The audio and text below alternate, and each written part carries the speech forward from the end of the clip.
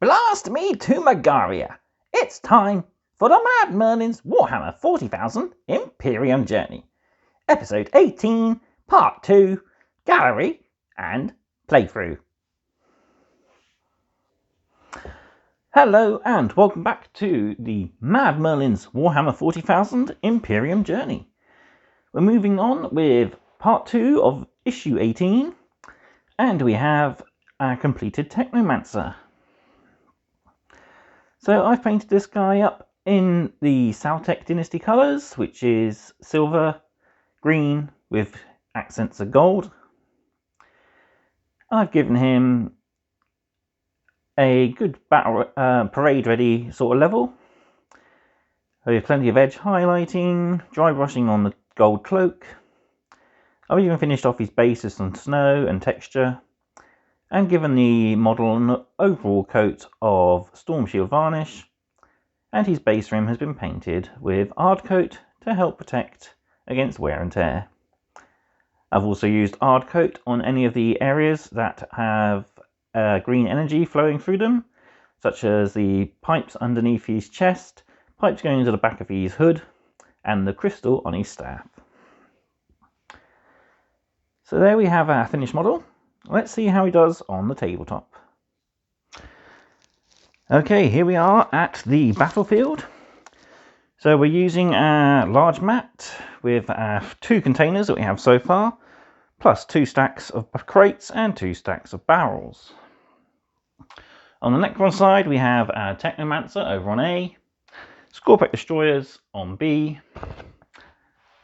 For the Space Marines, we have the Aggressors on E, and a Primaris Lieutenant. So this mission introduces the Primaris Lieutenant and the Technomancer and their aura abilities. And we get a full datasheet for both. And other than that, there are no new rules to cover. So the only thing we do have to mention is aura abilities. They are abilities that affect other units and the character itself within a set inch distances. Usually it's 6. Buffs can make them go up to 12. Or I believe some have gone up to 18 inches range. I think the Death Guard have one that their aura abilities increase due to their special terrain piece that they have, and the Tally of Nurgle. Necrons, I think, have a couple that boost range. Sisters have Holy Orders and other stuff that boost the ranges. But all in all, auras are just basically a dome ability. Just imagine a dome around your character in the inches that it is, going out either way. But all in all, let's get on to our mission. Hunting the Technomancer. The battle for Magaria has spilled out across the moon's abandoned refineries and mines. Necron Technomancers patrol the battlefield, repairing damaged and fallen Necrons. The Primaris Lieutenant has been tasked with hunting down and destroying these Necron engineers. Mission briefings. The Space Marines have isolated a Necron Technomancer and moved in for the kill. The android scientist will not be an easy target, however. Drawn by the din of battle, a trio of Scorpic Destroyers, desperate to eliminate their Space Marine foes. Necron Technomancer. The Necrons escape the ambush. Their repair complex violated and sabotaged by the Space Marine invaders. Necron forces on Magaria have begun an all-out assault on the moon's surface, with the intention of destroying the Space Marine invaders and forcing them to retreat. Necron Technomancers are key to the assault, for they must maintain their fellow Necrons and direct the swarms of Canoptic constructs under their command. Primaris Aggressors, Space Marines, annihilate the Technomancer. The Necron assault's intensity has taken the Ultramarines by surprise. It appears the Xenos presence in the Ramesses system is far greater than anticipated. With a major Necron offensive underway on Magaria, the Space Marines must find a way to weaken a Necron opponent. Targeting the Technomancers may slow the android advance and give the Ultramarines the chance to regroup. So we have another seek and destroy kind of mission. Basically, the Space Marines have to eliminate the Technomancer by turn 4 before the Scorpack Destroyers eliminate them.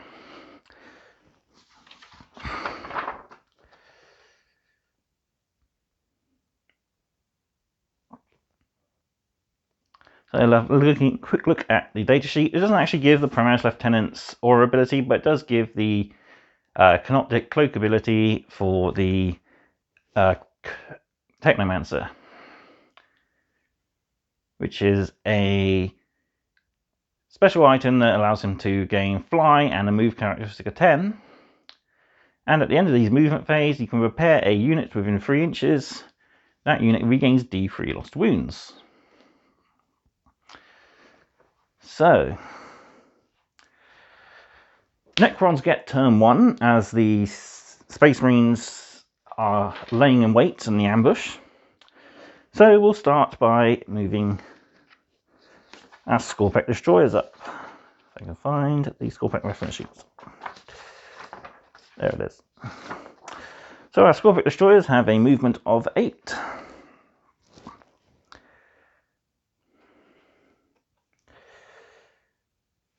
So we could jump up to the barrels and over the crates. Or we could add a couple of extra inches with a run. But we are needing to protect the Technomancer, so I think we'll stay back. So 8 gets me to the other side of those crates with him. This one will end his move on top of the crates. And this guy will have to go there. Then our Technomancer can move in. So he has a movement of 10 thanks to his cloak. So he can fly all the way down to there to protect his Scorpack Destroyer bodyguard. So as we're out of range for charging, it's on to the Space Marine's turn. So our Lieutenant has a movement of 6, and our aggressors, being cloaked in the heavier gravis armour, only have a movement of 5. Still enough to move them up the board.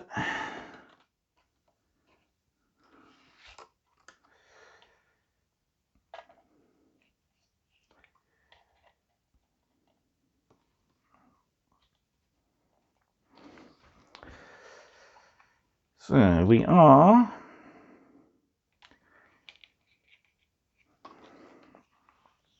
in range of 2 Flamestorm shots, and our Neo-Volkite pistol has a range of 15. So he's in range as well. So we'll start with the Lieutenant and his Volkite pistol, so we get 2 shots. He has a mighty ballistic skill of 2+, and he gets 2 hits. Volkite pistol is strength 5 against the Scorpack Destroyers, toughness of 5, so you want 4s. 2 wounds.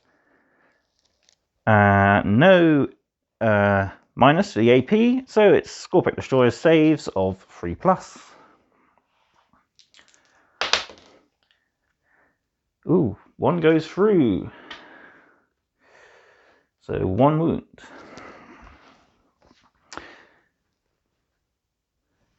Next we get our flamer shots from our aggressors.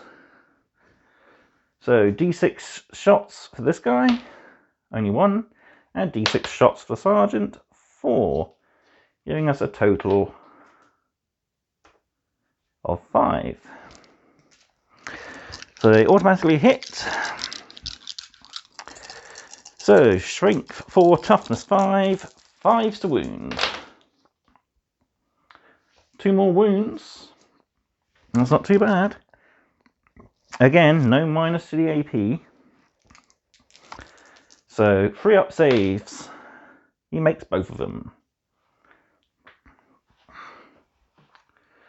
So they are within 12, but it's a big push to try and make that charge. So turn 4 ticks down. 3 turns left to destroy that Technomancer. So, on to movement.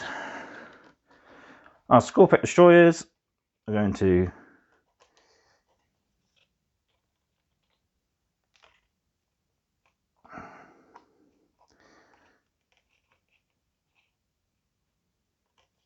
move in a bit closer.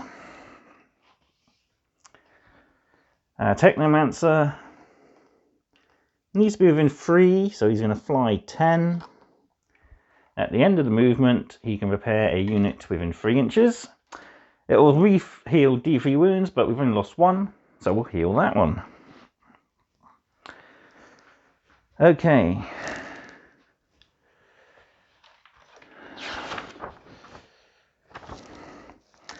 We can now in range to shoot with the Technomancer's Staff of Light. So it's an assault-free weapon with a range of 18 inches, so we're definitely in. So Technomancer has a 3+ ballistic skill, so 3's a hit, 2 hits, that's not too bad. At strength 5, toughness 5, the aggressors, 4s, 2 wounds, and that's a -2 on the AP for that Staff of Light. So 3 up saves down to 5 up saves on our aggressor. Makes 1. So he takes a wound.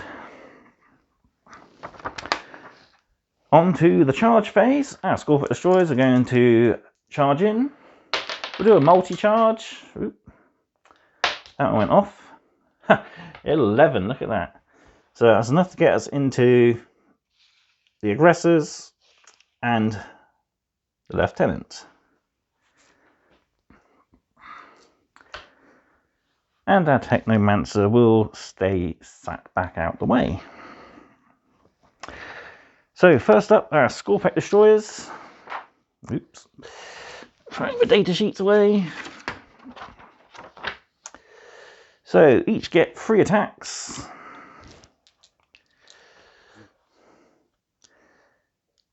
And we have 1 Reap Blade and 2 Threshers, which gain an extra attack for the Threshers. So it's 4 attacks each, and 3 on the Reap Blade. So we'll do the Reap Blade first, needing 3s to hit.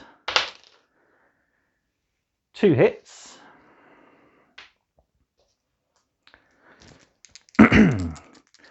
Strength +2. So 7 against 5 is 3s. That's 2 wounds and a massive -4. Ouch. I think that is 1 dead aggressor. Yes, 3 wounds, but it is 3 damage, so that's 1 dead aggressor and another dead aggressor, I believe.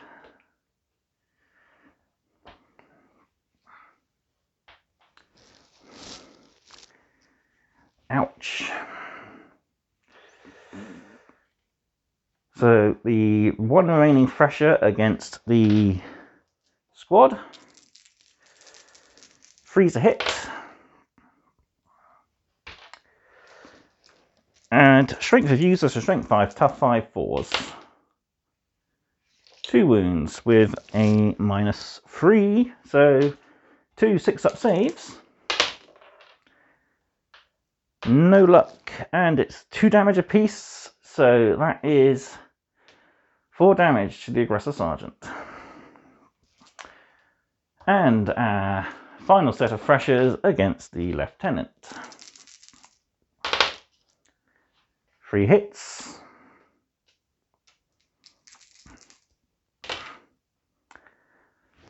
And that's strength. Yeah, strength 5, so 3 wounds.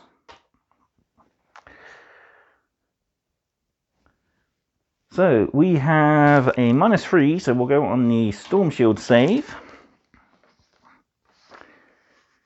So we have a 4+ invuln. Hey, look at that. 4, 5, and 6, just what he needed. He lives to fight and slay another day. It's now the Lieutenant's turn to strike back. So with his Mastercraft Power Sword, he has 4 attacks. Hitting on 2s. 4 hits. Strength +1, so he's Strength 5, Tough 5, 4s. Only 2 wounds go through. And it's a -3, so the Scorpex will have a 6-up save, I believe. Yep. So 2 6-up saves. Nope, both go through for a total of 2 damage each. So that's 1 dead destroyer and 1 on 1 wound. End of combat. Pile-in moves are made. So he moves 3 inches closer. And we're on to the Space Marine's turn. So not much the poor Lieutenant can do on his own. He will have to give combat over to the Necrons, because it's not his charge turn. So we'll pile in with our Reap Blade, making 3 attacks. 2 hits. Excuse me. And strength. What is it? I've lost it. +2. So strength 7, toughness 4. Not quite doubled, so 3s. 3 damage. 4 up invuln. He tanks it again. 4 attacks then with our Thrasher. Ooh, doesn't do too good. 1 hit. 3s, because he's strength 5, toughness 4. Wounded. -3, so 4 up invuln. He's made it. He's turned to strike back. Needing 2s. And strength 5, tough 5, 4s. Everything. That was a 6 before I knocked it. So we got 2 wounds left on this guy. So as it's 2 damage, we'll roll 1 save at a time. So 6 up. Nope, that's 2 damage to him. And the last 2 on this guy. Nope. He has been eliminated. The Lieutenant will consolidate 3 inches towards the Technomancer. And it will be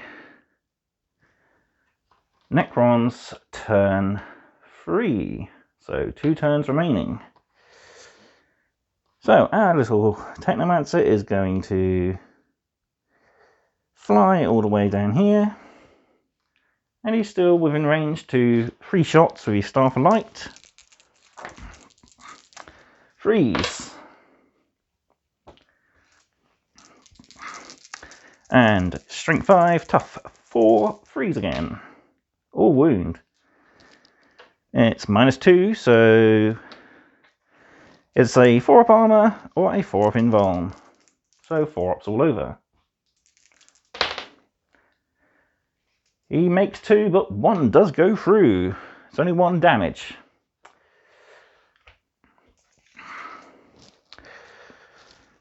Okay. Space Marine turn 3. So he's going to go forwards 6 inches. He's in range to shoot with his Neo-Volkite pistol. 1 hit. Oh, doesn't wound. Now, to charge, we need a good 7. 8 will do it. Boop, I'm on top of you. So, my Lieutenant attacks first with 4 attacks, 2s.